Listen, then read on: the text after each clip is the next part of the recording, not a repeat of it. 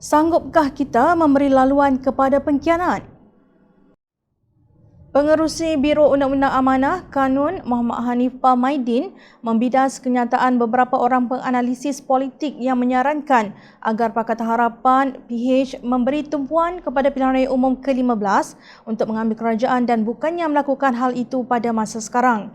Hanifah mengusulkan 6 hujah. Pertamanya, saya ingin ucapkan terima kasihlah kepada para penganalisis politik tersebut atas analisis mereka. Maaf dan dengan penuh hormat jika saya katakan bahawa analisis anda semua bernilai amat-amat rendah dan hampir mencapai tahap tidak ada nilai. Saya tidak pasti di mana anda semua simpan disiplin ilmu anda, katanya. Menurut Hanifah, PH adalah sepenuhnya kerajaan rakyat yang mewakili semua bangsa, etnik dan agama. Keduanya, sekiranya kritikan anda semua itu benar-benar jujur, cadangan anda semua bahawa perlu tunggu hingga pilihan raya umum ke-15 untuk ambil alih kerajaan, itu sewajarnya ditujukan kepada Perikatan Nasional PN yang membentuk kerajaan sekarang tanpa sebarang mandat rakyat dalam sebarang pilihan raya, kata Hanifah lagi. Menurut ahli parlimen Sepang itu, ia diakui sendiri oleh Tan Sri Muhyiddin Yassin semasa berucap secara langsung di televisyen baru-baru ini.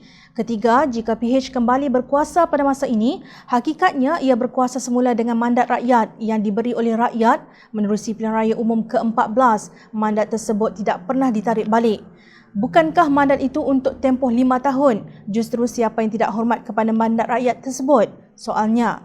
Bagi bidasan keempat, Hanifah berkata meminta agar PH menunggu sehingga pilihan raya umum ke-15 nampaknya berdasarkan andaian atau premis bahawa kerajaan PN ini wajar dibiarkan mentadbir beberapa tahun lagi.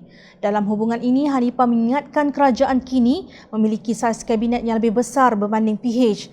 Kerajaan PN meriah mengagih-agihkan ghanimah kepada aktor-aktor politik seperti pelantikan sebagai duta khas bertaraf menteri dan pelantikan dalam syarikat berkaitan kerajaan GLC bagi membeli kesetiaan. Menurut Hanifah, ia merupakan kerajaan yang lebih teruja membebaskan insan yang terpalit dengan skandal mega One Malaysia Development Berhad, 1MDB.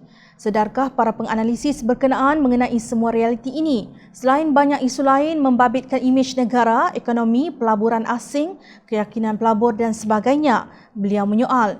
Kelima, kerajaan PH yang ditumbangkan oleh PN sekarang adalah kerajaan yang tidak ada sedikit pun daki ketakabsahan legitimasi sama ada dari sudut perlembagaan, proses demokrasi atau dari sudut moral dan agama, tegas Hanifah. Bekas Timbalan Menteri Undang-Undang di Jabatan Perdana Menteri berkata tiada sedikit pun elemen pengkhianatan dalam pembentukan kerajaan PH.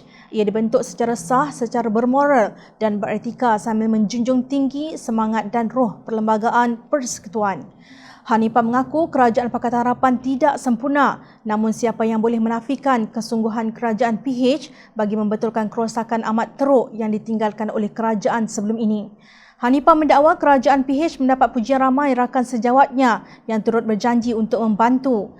Keenam, saya tertanya-tanya di mana suara para penganalisis politik itu semua ketika PN mengambil alih kerajaan PH secara tidak bermaruah hingga digelar kerajaan pintu belakang atau kerajaan tebuk atap. Kenapa pada masa itu kita tidak dengar mereka menasihati PN agar menunggu sehingga pilihan raya umum ke-15 untuk menjadi kerajaan? Bidasnya. Imej negara yang dikenali sebagai negara kleptokrat mula terhakis apabila Malaysia mencatatkan peningkatan dalam aspek indeks persepsi rasuah melonjak ke tangga 51 daripada tangga 61 pada 2018. Indeks kebebasan media juga meningkat daripada kedudukan 145 kepada kedudukan 123, iaitu peningkatan sebanyak 22 anak tangga. Semua itu dicapai dengan keringat, air mata dan penat lelah pemimpin Pakatan Harapan bersama aktivis dalam hujan lebat dan terik. Tidak seperti penganalisis yang melontarkan pandangan dari bilik berhawa dingin. Berdiam diri menunggu pilihan raya umum ke-15 sama seperti memberi laluan kepada pengkhianat bagi merosakkan semua usaha untuk membina semula negara.